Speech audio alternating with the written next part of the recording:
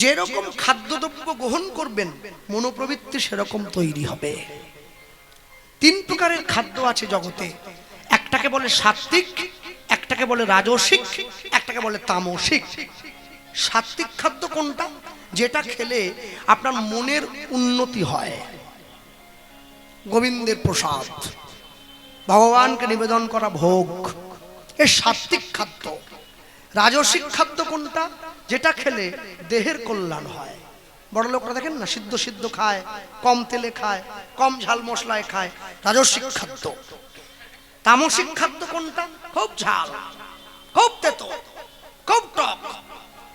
এই কটা মুড়ি নিয়েছে, 10টা কাঁচা লঙ্কা নিয়ে নিল, মুড়ির থেকে লঙ্কা বেশি, একে তামসিক খাদ্য বলা হয়। আপনি যেমন খাদ্য গ্রহণ করবেন মনোপ্রবৃত্তি তেমনি তৈরি হবে। এই যখন ভোরবেলা যখন কীর্তন সেরে বাড়ি যাই, তখন দেখতে পাই এই মুরগিগুলোকে খাঁচার মধ্যে ভরে নিয়ে যাচ্ছে, পোলট্রি মুরগি পেটিতে করে ভরা। তা একটা মুরগির পাশে যদি আরেকটা মুরগি থাকে, ও কি চুপ থাকবে? মুরগির যেই কাজ আছে, খিমচচ্ছে, আজরাচ্ছে, ঠক্কর দিচ্ছে, সেই মুরগি মানুষ খেলো, মুরগির গুণ চলে এলো, বিনা কারণে ভাই হয়ে ভাইকে খিমচচ্ছে, আজরাচ্ছে, ঠক্কর দিচ্ছে। ওটা মানুষের দোষ না, মুরগির গুণ। আপনি যেমন খাদ্য গ্রহণ করছেন মনোপ্রবৃত্তি সেরকম হবে না। তা বলে আমি বলবো না খাবেন না, খান, কম খান, পরিমাণে কম। যে কর্মটা কালকে করবেন ভাবছেন, ওটা আজকে করুন না। যে কর্মটা আজকে করবেন ভাবছেন, ওটা এক্ষুনি করুন। পড়তে বসবো বসবো বললে পড়া হয়? বসে যেতে হয়, তবে পড়া হয়। কাজ করব করব বললে কাজ হয় না, করে নিতে হয়। তাই ভক্তিপথে আসবো আসবো বললে আসা যায় না, এসে যেতে হবে। অনেকে আমায় বলে, আমি বলি মা বৃন্দাবনে গিয়েছেন নাকি? বলে যবে গোবিন্দ টানাবে। গোবিন্দ জীবনেও টানবে না, কোনদিন টানবে না। গোবিন্দের কাজ নেই তোমাকে টানতে যাবে? একে লম্বা লাইন পড়ে আছে কত গোবিন্দ চরণে, তুমি আবার বলো আমাকে টানবে? আরে টানবে কে? যার অনেক সময় আছে সে টানবে, জম টানবে। জমের সময় বড়, অনেক সময়, যখন তখন যাকে তাকে টেনে নিচ্ছে। দাঁড়িয়ে ছিল, ঘট করে মরে গেল, জম টেনে নিল। 20 বছরের ছেলে বিড়ি খাচ্ছে, কেন? জম টানছে, যে কোনো মুহূর্তে টেনে নিয়ে চলে যাবে। এই ক্যানিং এর রাস্তায় এত ভিড়, এত টোটো, এত অটো, এমন জোরে মোটর সাইকেল চালাচ্ছে, ও চালায়নি, ওকে চালানো করানো হচ্ছে, ওকে জম টানছে। কেন? যদি গোবিন্দ টানতো আসতে যেত। আপনি যেমন কর্ম করবেন ফল আপনার। ভগবানকে আমরা মিছিমিছি দোষ দেই, প্রভু তুমি আমাকে কষ্ট দিচ্ছ। ভগবান বলে আমি দেইনি, তুমি কষ্টটা যেচে নিয়েছো। কাঁটা গাছে হাত দিয়েছো, গায়ে তো কাঁটা ফুটবে। নোংরা জলে হাত ধুলে হাত কোনোদিন পরিষ্কার হয় না, হাতটা নোংরাই থাকে। মনে রাখবেন, এটা বসে আছেন স্থানে, সব সময় প্রত্যেক দিন 10 মিনিট করে হরিনাম সংকীর্তন গাইবেন। বাড়ির দরজায় বসে হাতে তালি দিয়ে গাইবেন। 10 5 মিলি নিজ দুয়ারে বসিয়া কীর্তন করিবে সবে করতালি দিয়া। হরিনাম সংকীর্তন করবে। এক পকেটে মোবাইল রেখেছো, আরেক পকেটে গীতা রাখো, তবে তো জীবনে ব্যালেন্স থাকবে। সপ্তাহে একদিন করে মাছ মাংস এনে খাচ্ছেন, পরের সপ্তাহে ওই দিনটায় কোনো ঠাকুর বাড়িতে গিয়ে প্রসাদ খান, তবে তো জীবনে ব্যালেন্স থাকবে। মাসে একদিন করে বাড়ির সকলে মিলে সিনেমা দেখতে যাচ্ছ, পরের মাসে ওই দিনটায় বাড়ির সবাই মিলে হরিনাম শুনতে যাও, তবে তো জীবনে ব্যালেন্স থাকবে। তুলসীর মালা সকলে পড়বেন, কেউ যেন বাদ না যায়। লোকে আমাকে বলে, দাদা আমি যে মাছ খাই, আমি বলে গেলাম খোলা মঞ্চে দাঁড়িয়ে, যার যেটা মন চায় তাই খাও, কোনো কিছু না বলবো না, সব খাবে, সব যা মন চায় তাই।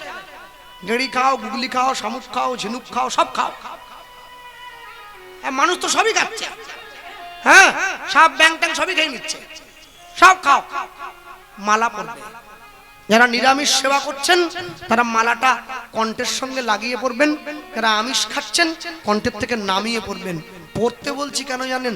লাইনে দাঁড়ান, তবে তো ডাক পাবেন। আকাশের শোভা চাঁদ, চাঁদের শোভা তারা, বৃন্দাবনে কৃষ্ণ শোভা, নদিয়ার শোভা গোরা, গ্রামের শোভা বাড়ি, রাস্তার শোভা গাড়ি, আবার মুসলমান ভাইদের শোভা তার বড় বড় দাড়ি। এত বাঙালি হিন্দুরা সংসারে পড়ে ভোগ করে কত জ্বালা, তবু তারা গলায় পড়ল না দুফের তুলসীর মালা। সকলে বলবেন। আর যে সমস্ত মেয়েদের এবং মায়েদের লজ্জা করে মালা পরতে, তোমরা একটা বুদ্ধি করবে মা, কি রাত্রিবেলা ঘুমানোর সময় মালা পরে ঘুমোবে। কেউ জানলো না, নাইট ডিউটি তো। সকালবেলা ঘুম থেকে উঠে মালা খুলে বালিশের তলায় দিয়ে ঘরের বাইরে আসো, কেউ জানলো না। একদিন, দুদিন, 3 দিন, 4 দিন, 5 দিন, 6 দিন, 7 দিন, এরপর দেখবে 1 মাস পূরণ হয়েছে, গলার মালা গলায় রয়ে গেছে, তুমি ঘরের বাইরে চলে এসেছো। মানুষের সঙ্গে প্রেম করলে প্রেম কমে যায়, ভগবানের সঙ্গে প্রেম করলে প্রেম বেড়ে যায়। নিতাই গৌর প্রেমানন্দে হরি বল হরি বল। ভগবানের সঙ্গে প্রেম, ভগবানকে ভালোবাসবে। কেন জানো? মনে রাখবে, জীবন বড় অদ্ভুত, এই তো জীবন। হিংসা বিবাদ লোভ ক্ষোভ বিদ্বেষ অগোচিতাতেই সব শেষ, অগোচিতাতেই সব শেষ, এই তো জীবন। জীবন শুধুমাত্র শ্মশান ঘাটে পৌঁছে গিয়ে চিতার আগুনে উঠে গেলেই জীবন শেষ। জীবন ভরা হিংসা, জীবন ভরা অন্যায়, জীবন ভরা ক্রোধ, জীবন ভরা পরের ক্ষতি। শোনো মা, যে করে লোকের মন্দ তার মন্দ করে গোবিন্দ। কোনদিন মানুষের ক্ষতি করবে না, মানুষের ভালো চাও। কেউ যদি তোমার ক্ষতি চায়, তুমি চোখের জল দিয়ে সেইটা গোবিন্দ চরণে জানাও, দেখবেন বিচারটা সেই করে দিচ্ছে। ভগবানের বিচারটা আস্তে আস্তে হয়, কিন্তু ফলটা বড় মারাত্মক হয়, একবারে নিখুঁত বিচার।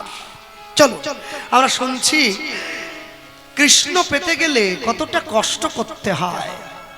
তুমি নিচু হও, তুমি বড় হও, ছোট হও, এগুলো বড় কথা নয়। কিবা ব্রাহ্মণ, কিবা চণ্ডাল, কিবা শূদ্র কেন নয়, যেই কৃষ্ণ তত্ত্ববেত্তা সেই তো গুরু হয়। কিবা ব্রাহ্মণ, কিবা চণ্ডাল, অভক্তহীন ছাড়, কৃষ্ণ ভজনে নাই জাতি কুলেরও বিচার। মসজিদে যেতে গেলে মুসলমান হতে হয়, গির্জায় যেতে গেলে খ্রিস্টান হতে হয়, মন্দিরে যেতে গেলে মানুষ হতে হয়। হরি বল হরি বল। মানুষ হলেই মন্দিরে চলে যাবে। মুসলমান বলে তুমি মুসলমান হও, খ্রিস্টান বলে তুমি খ্রিস্টান হও, বৌদ্ধ বলে তুমি বৌদ্ধ হও, জৈন বলে তুমি জৈন হও। হিন্দু সনাতন ধর্মের ঋক বেদের 10ম মণ্ডলে 4র্থ সূক্তে বলা আছে, মনুর্ভবা জনাইষ মনুষ্য, আগে মানুষ হও। হরি বল হরি বল। ধর্ম পরে বিচার করবে, আগে মানুষ হয়ে যাও। তোমার জব ধ্যান লাগবে না, মানুষ হও। তুমি হিন্দু ঘরে জন্মে, বাঙালি ঘরে জন্মে, দাস মণ্ডল চক্রবর্তী অধিকারী ব্যানার্জি মিশ্র পদবী বাড়ির ছেলে হয়ে হরিনামের মাইকটা গাছের উপরে উঠে রাত্রিবেলা মাইকের তারটা কেটে দিলে, মাইকটা বন্ধ করে দিলে, মাইকের তার কাটনি, জীবনের উন্নতির পথটা কেটে দিয়েছ। গত কিছুদিন আগে আপনাদের ক্যানিং এর বাসন্তীতে আমি কীর্তনে গিয়েছিলাম। তারা কমিটির ছেলেরা আমাকে হাত জোড়ো করে বললেন, দাদা আপনি আসার 4 দিন আগে আমাদের এখানে কার্তিক মহারাজকে আমরা এনেছিলাম, স্বামী প্রদীপ্তানন্দ মহারাজ। তাকে গ্রামের মানুষ কিছু কিছু মেয়েরা গিয়ে কালো পতাকা দেখিয়ে বলছে ফিরে যান। আরে মহারাজ কি পার্টির নেতা রে, তাকে ফিরে যেতে বলছিস? মহারাজের কি বউ ছেলে মেয়ে আছে নাকি যে মহারাজ সভা করে টাকা নিয়ে গিয়ে সংসার প্রতিপালন করবে? কালো পতাকা আমাকে দেখালে তবু একটা মানা যায়, কেন? আমি বড় গোঁড়ামি করি সনাতন ধর্মকে নিয়ে, আমি সবকিছু সয়ে নিতে পারি, সনাতন ধর্মের নিন্দা আমি সইতে পারবো না। আমার রক্ত একবারে খুলে ওঠে। হ্যাঁ, দীনকৃষ্ণ ঠাকুর তো আমার নামে কেসও করেছে বারুইপুরে এসপি অফিসে, কেস চলছে, তাতে আমার দুঃখ নেই। আমি ধর্মের নিন্দা শুনবো না, কোনো মতেই শুনবো না। আপনি কীর্তনে 1 লাখ টাকা নেন, 5 লাখ টাকা নেন, আপনার যোগ্যতায় আপনি পয়সা নেন, আমার দুঃখ নেই। মানুষ আপনাকে দিচ্ছে, আপনি নিচ্ছেন, তাতেও আমার দুঃখ নেই। আপনি ধর্মের নামে বাজে কথা বললে আমি শুনবো না।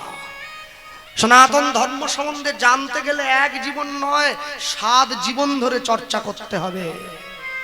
যেখানে বিজ্ঞান শেষ হয়ে যায় সেখানে সনাতন ধর্মের শুরু হয়।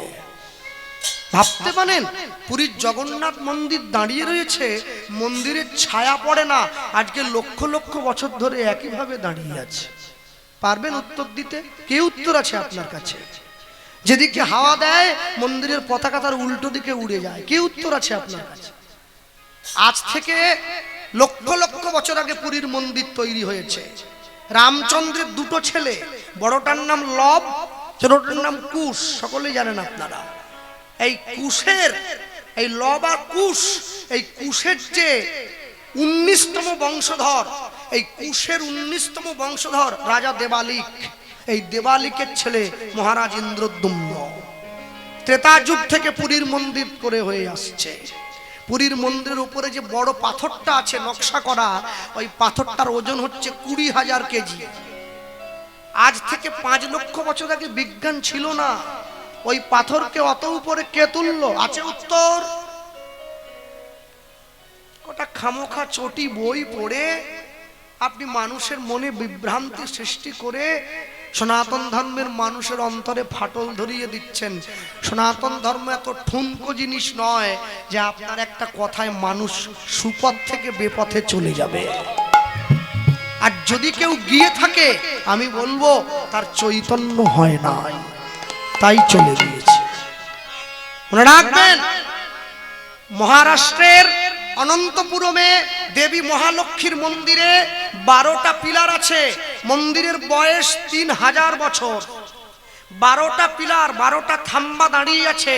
প্রতি মাসে সূর্যদেব একটা করে থাম্বায় পড়ে, বাকিগুলোতে পড়ে না। কে বানালো মন্দির? কি উত্তর দেবেন আপনি? উত্তর নেই। এটা সনাতন ধর্ম, এটাই সনাতন ধর্ম, যে ধর্মকে নিয়ে বিদেশের মানুষ পর্যন্ত গবেষণা করছে হাজার হাজার বছর ধরে। আজকে আমরা রকেটে উঠছে আকাশে, মানুষ চাঁদে চলে যাচ্ছে, এরোপ্লেন উঠছে। আরে আজ থেকে 5 লক্ষ বছর আগে রাবণ মা সীতাকে উড়িয়ে নিয়ে চলে গিয়েছিল। কোথায় ছিল রথ? কি উত্তর আছে আপনার কাছে? নেই। আপনার কাছে একটাই উত্তর, কি বলুন তো? আপনি বলেন এগুলো কাল্পনিক। এগুলো যদি কাল্পনিক হয় তাহলে রাম সেতুও কাল্পনিক। এখনো পর্যন্ত রাম সেতু আছে, রামের নাম লেখা পাথর ভেসে আছে জলের মাঝে। উত্তর নেই, উত্তর নেই। সনাতন ধর্মকে তর্ক করে, ঝগড়া করে, যুক্তি দিয়ে বোঝা যায় না। সনাতন ধর্মকে অনুভব করতে গেলে ভক্তি দিয়ে বুঝতে হয়। চলো আমরা বলতে গিয়ে বলবো, শুনতে গিয়ে ভগবান পেতে গেলে কত কষ্ট করতে হয়, ভগবান পেতে গেলে কত যন্ত্রণা সইতে হয়। আমরা শুনছি হরিসভায় বসে পরম কৃষ্ণ ভক্ত বৈষ্ণব ছিল প্রেমানন্দ ব্রাহ্মণের জীবনী। হরি বল, হরি বল, হরি বল। আমি বলতে গিয়ে এইটুকু বলবো, যারা বসে আছেন এই স্থানে, বর্তমান যে জায়গাটাকে আপনারা কাশী বলে জানেন, যে কাশীতে দেবাদিদেব মহাদেব রয়েছেন, এই কাশী ধামে প্রেমানন্দের বাড়ি। আসতে এই কাশীতে একটা ঘাট আছে, যে ঘাটটার নাম হলো মণিকর্ণিকা ঘাট। শ্মশান আছে ওখানে। আজকে 3000 বছর ধরে শ্মশানের আগুনটা নেভে না, সব সময় জ্বলছে। একটা না একটা মরা আসতেই আছে। আছে উত্তর? তাহলে এত মানুষে মরে যাচ্ছে। হ্যাঁ, মরছে। এটাই তো মহাদেবের লীলা, এটাই সনাতন ধর্ম। মনে রাখবেন, ভারতবর্ষের মানুষ সকালবেলা ঘুম থেকে উঠে স্যুট বুট পরা শাহরুখ খানের ছবিতে প্রণাম করে কাজে যায় না, দেবাদিদেব মহাদেবের বাঘছাল পরা ছবিটায় প্রণাম করে, চৈতন্য মহাপ্রভুর খালি গায়ে থাকা ছবিটায় প্রণাম করে। ভারতবর্ষ ভোগকে ভালোবাসেনি, ত্যাগকে ভালোবেসেছে। আমাদের ভগবানরা তারই প্রমাণ দিয়েছেন। ভক্তমণ্ডলী মায়েরা, এই কাশীধামে প্রেমানন্দ বলে যে ছেলেটি, এই প্রেমানন্দ ব্রাহ্মণের ছেলে। আসতে ভগবান গীতায় বলেছেন, চতুর্বর্গং ময়া সৃষ্টম গুণ কর্ম বিভাগশ। আমি জীবের গুণ আর কর্ম দেখে 4টে বর্ণের সৃষ্টি করেছি। আসতে আমি একটুখানি বলে রাখি, যারা ইতিহাস পড়েছেন, যারা শিক্ষিত জ্ঞানী গুণীজন বসে আছেন, জাপানের হিরোশিমা নাগাসাকি শহরে আমেরিকা 2টি পরমাণু বোমা ফেলেছিল। মনে আছে?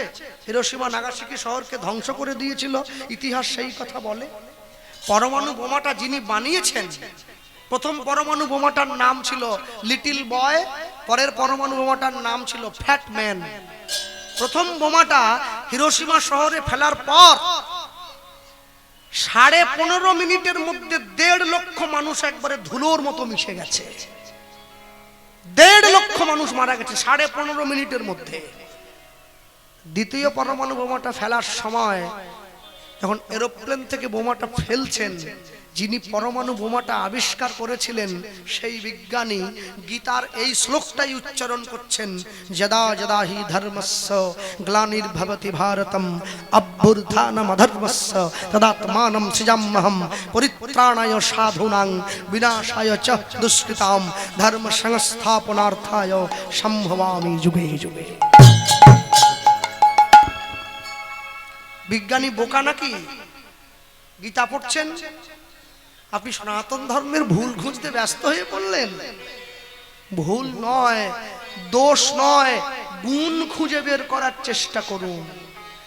কম্বলের চুল বাঁচতে গিয়ে না কম্বলটাই বাদ হয়ে গেছে, গায়ে দেওয়ার মতো কিছু নেই। মনে রাখবেন ভক্তমণ্ডলী, ভক্তিমতী মায়েরা, প্রেমানন্দের বাবা পণ্ডিত ব্রাহ্মণ। ভগবানের মুখ থেকে ব্রাহ্মণ, বুক থেকে ক্ষত্রিয়, উরু থেকে বৈশ্য, চরণ থেকে শূদ্রের জন্ম হয়েছে। ব্রাহ্মণ পুজো, দান, অধ্যয়ন, অধ্যাপনা করে সমাজকে রক্ষা করে। ক্ষত্রিয় যুদ্ধ করে সমাজে শান্তি বজায় রাখে। বৈশ্য ব্যবসা করে সমাজে অর্থের যোগান দেয়। শূদ্র 3 বর্ণের সেবা করে। শূদ্র 3 বর্ণের সেবা করবে মানে 3 বর্ণের পা টিপবে সেটা বলা হয় না, উল্টো মানে করলে হবে না। ব্রাহ্মণ যে ঘন্টাটা বাজায় কে বানায়? শূদ্র। ক্ষত্রিয় যুদ্ধ করতে যায় তলোয়ার নিয়ে, বন্দুক নিয়ে, অস্ত্র নিয়ে, কে বানায়? শূদ্র। বৈশ্য ব্যবসা করে দাড়িপাল্লা নিয়ে, কে বানায়? শূদ্র। বিশ্বকবি রবীন্দ্রনাথ ঠাকুর লিখেছেন, আমি আসিব যাইব তোমার চরণ সেবিব, তোমার পেটে হাত বোলাবার জন্য আসবো, এটা লেখেন নাই। শূদ্র শ্রম দিয়ে 3 বর্ণের সেবা করে। ভক্তমণ্ডলী, ভক্তিমতী মায়েরা, প্রেমানন্দের বাবার নাম হচ্ছে হরিদাস, মায়ের নাম সুদেবী। প্রেমানন্দের বাবা প্রেমানন্দকে গিয়ে জিজ্ঞাসা করছে, হ্যাঁ প্রেমানন্দ, বড় হয়ে কি হতে চাস? প্রেমানন্দ বলছে, বাবা আমি তোমার থেকে আরো বড় পণ্ডিত হতে চাই। তাই তার পণ্ডিত হতে গেলে গুরুদেবের আশ্রমে থেকে লেখাপড়া করতে হবে। আগেকার দিনে নিয়ম ছিল, ছেলে মেয়েরা বড় হলে গুরুদেবের আশ্রমে লেখাপড়া করতে হতো। ব্রহ্মচর্য, গার্হস্থ, বানপ্রস্থ, সন্ন্যাস। প্রেমানন্দের গুরুদেবকে ওই কাশীধামের রামানন্দ স্বামী। প্রেমানন্দ গিয়ে গুরুদেবের চরণটা জড়িয়ে ধরেছে, গুরুদেব আমায় রাখবেন, আমি আপনার চরণে আশ্রয় নেব। ও গো করতালি দিয়া বলে। আচ্ছা ওইখানটা একটা আসন দেওয়া যাবে না? ওই রাস্তায় যে মায়েরা দাঁড়িয়ে আছে, এদিকে এদিকে ডেকে নাও না, আসন দিয়ে দাও, এদিকটা আসন দিয়ে দাও। সামনের দিকে চলে এসো মা, দূরে দাঁড়িয়েও না। হরিনামে ভক্ত দাঁড়িয়ে থাকলে আমার বড় ব্যথা লাগে। সামনে চলে এসো, এসো এসো। হ্যাঁ দূরে বাবারা তো সামনে আসুন না, দূরে বসে আছেন এত ঠান্ডার মধ্যে কষ্ট করে। দাও করতালি দিয়া বলে, করতালি দিয়া বলে, জয় গুরু জয়। তুমি মাতা তুমি পিতা তুমি সর্বময়, তুমি মাতা তুমি পিতা তুমি সর্বময়। আস্তে একটু বাহু তোলা যায়, বাহ, একটু তালি দেওয়া যায়। ওগো করতালি দিয়া বলে, করতালি দিয়া বলে, জয় গুরু জয়। তুমি মাতা তুমি পিতা তুমি সর্বময়। হরি বল, হরি হরি হরি বল। পিতা তুমি সর্বময়, তুমি মাতা তুমি পিতা তুমি সর্বময়। তুমি চন্দ্র তুমি সূর্য,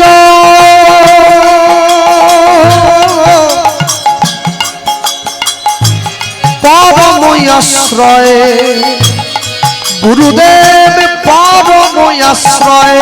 ওগো তুমি চন্দ্র তুমি সূর্য,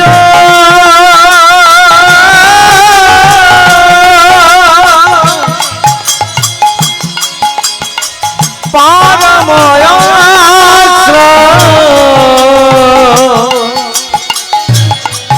গুরুদেব পরময় আশ্রয়। তুমি ভক্তি তুমি মুক্তি, তুমি ভক্তি তুমি মুক্তি, তুমি ভক্তি তুমি মুক্তি, তুমি ভক্তি তুমি মুক্তি। তুমি জগৎময়, তুমি মাতা তুমি পিতা তুমি সর্বময়, তুমি মাতা তুমি পিতা তুমি সর্বময়। করতালি দিয়া বলে, করতালি দিয়া বলে, জয় গুরু জয়।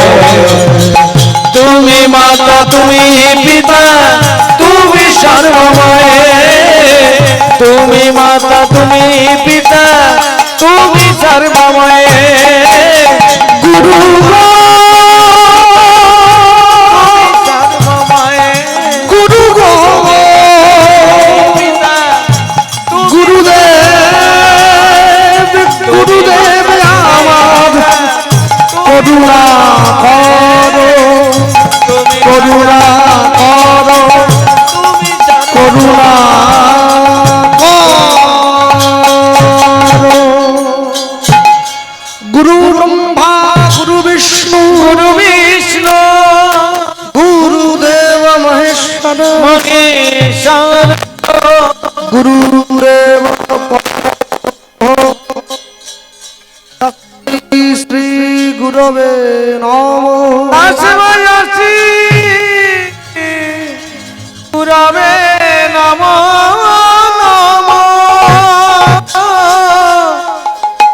গুরবে নমঃ নমঃ। গুরুদেব হ্যালো হ্যালো হ্যালো গুরুদেবকে প্রণাম করে প্রেমানন্দ যে উঠে দাঁড়িয়েছে, রামানন্দ স্বামী প্রেমানন্দকে বুকে জড়িয়ে ধরে প্রশ্ন, hello hello hello hello hello hello Joynitai যখনই উঠে দাঁড়িয়েছে, উঠে দাঁড়াওয়া মাত্র রামানন্দ স্বামী প্রেমানন্দকে বুকের মধ্যে জড়িয়ে ধরে প্রশ্ন করছে, হ্যাঁ রে প্রেমানন্দ, তুই যে আমার আশ্রমে এলি, পড়াশুনো করবি থাকবি, তা আমাকে প্রণাম করে তুই যে এত ভালো ভালো কথাগুলো বললি, এই কথা তোকে কে শিখিয়েছে বাবা? গুরুদেব, কেউ আমাকে শেখায়নি, আপনাকে দেখে আমার বড় ভালো লেগেছে, তাই জন্য।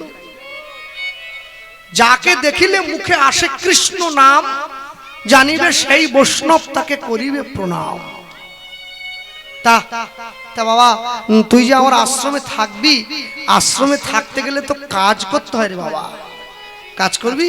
হ্যাঁ, কি কাজ করবি? আমি আমি গোবিন্দের জন্য ফুল তুলবো, গোবিন্দকে মালা গেঁথে পরাবো, গোবিন্দের মন্দিরটা পরিষ্কার করব, ভগবানের জন্য স্নানের জল আনবো, ভগবানের জন্য বাসনটা মেজে দেবো। বা মনে রাখবেন, সনাতন হিন্দু ধর্মে যে 4টি বর্ণের কথা বলা হয়েছে, ব্রহ্মচর্য, গার্হস্থ্য, বানপ্রস্থ, সন্ন্যাস।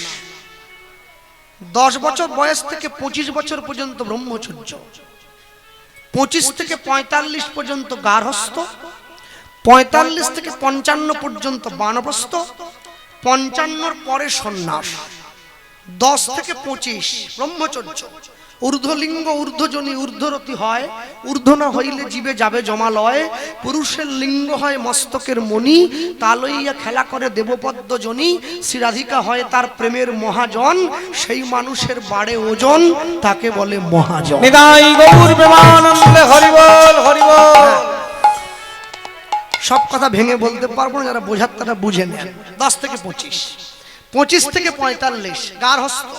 সংসারে ফিরে আসবে, বিবাহ করবে, নিজ স্ত্রীকে দিয়ে সন্তানের জন্ম দেবে। নিজের স্ত্রী ছাড়া জগতের বাকি নারীকে মাতৃজ্ঞানে সম্মান করবে, সৎ পথে অর্থ উপার্জন করবে, ভবিষ্যতে সঞ্চয় করবে, গুরু দীক্ষা নেবে, হরি নাম গাইবে। গার্হস্থ্য।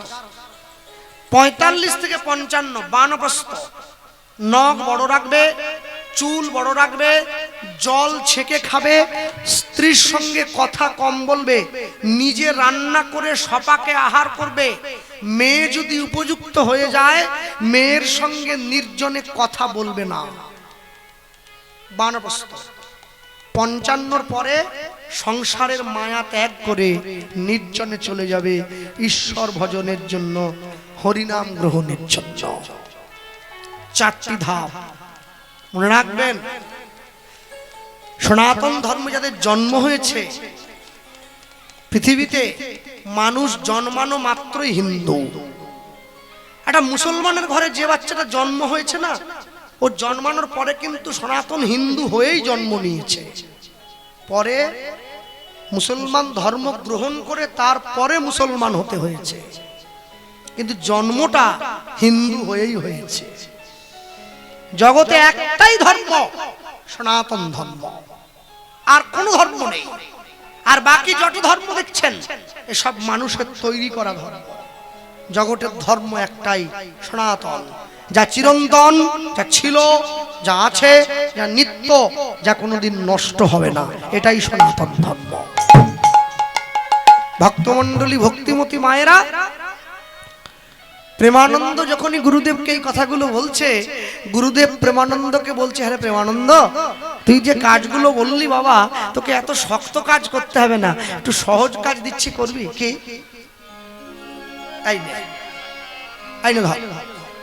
এটা কি ভিক্ষা করতে পারবি? গুরুদেব এইটা বলবেন না, আমি গরিব হতে পারি, আমার বাবা গরিব, এটা ঠিক, কিন্তু আমার বাবা কোনোদিন আমাকে ভিক্ষা করতে পাঠায়নি গুরুদেব। আমার বাবা পণ্ডিত মানুষ, কষ্ট করে উপার্জন করে, আর আপনি কি না? গুরুদেব বলছে, জীবনে ভিক্ষা করিসনি বলেই তো ভিক্ষা করতে পাঠাচ্ছি। ওরে, মানুষকে জীবনে 2 বার ভিক্ষা করতে হয়। কখন? একবার মেয়ের বিয়ের সময়, আরেকবার পিতামাতার শ্রাদ্ধের সময়। আরেকবার ভিক্ষা করতে হয় কখন? যখন গ্রামে হরিনাম হয়, যখন ঘরে হরিনাম হয়, তখন ভিক্ষে করতে হয়। কেন? ভিক্ষে করলে অহংকার দূরে যায়, অভিমান দূরে যায়। মনে রাখবেন, বাবা এবং মায়েরা যারা বসে আছেন, যে প্রকৃত সাধু হয়েছে, পাহাড়ে থাকে, সংসার করেনি, প্রকৃত সাধু কোনোদিন 5 বাড়ির বেশি ভিক্ষে করে না, পাক আর না পাক। যে প্রকৃত বৈষ্ণব হয়েছে, মঠে মন্দিরে থাকে, সংসার নেই, ডোর কৌপিন পরে, কিন্তু মাথা নেড়া, মাথায় শিখা আছে, প্রকৃত বৈষ্ণব কোনোদিন 11টা বাড়ির বেশি ভিক্ষে করে না, পাক আর না পাক। যে প্রকৃত ভক্ত হয়েছে, সংসারে স্ত্রী পুত্র আছে, কিন্তু গোবিন্দ সেবা দিয়ে প্রসাদ পায়, প্রকৃত ভক্ত কোনোদিন 21টা বাড়ির বেশি ভিক্ষে করে না, পাক আর না পাক। কিন্তু আমার মতো ভিখারি আমি করি না, বলছি আর একদিনে 3 পালা গান হলেও করতে ছাড়ে। সকালে আমতলা, দুপুরে জামতলা, রাতে ক্যানিং হেড়ো ভাঙা, প্রত্যেকদিন 3 পালা।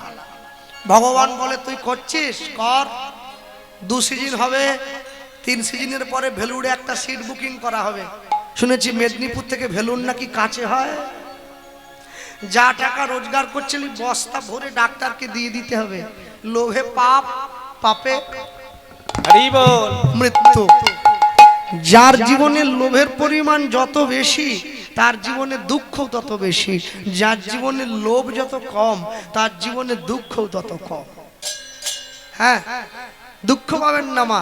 আপনি কম খান, শরীর কম খারাপ হবে। আপনি বেশি করে কতকটা খেয়ে ফেলুন, শরীর বেশি খারাপ হবে। আপনি লোভ কম রাখুন, আপনি সুখী বেশি হবেন। লোভ বাড়িয়ে তুলুন, সুখী কম হবে। এটা নিয়ম, এটা মানতে হবে। এটা সংসারের প্রকৃতির নিয়ম। Give and take policy. কিছু দাও, কিছু নাও, এটাই নিয়ম। আপনাকে এই নিয়মের বাইরে গেলে আপনি চলতে পারবেন না, চলতে পারবেন না। সুখ দুঃখ দুটি ভাই।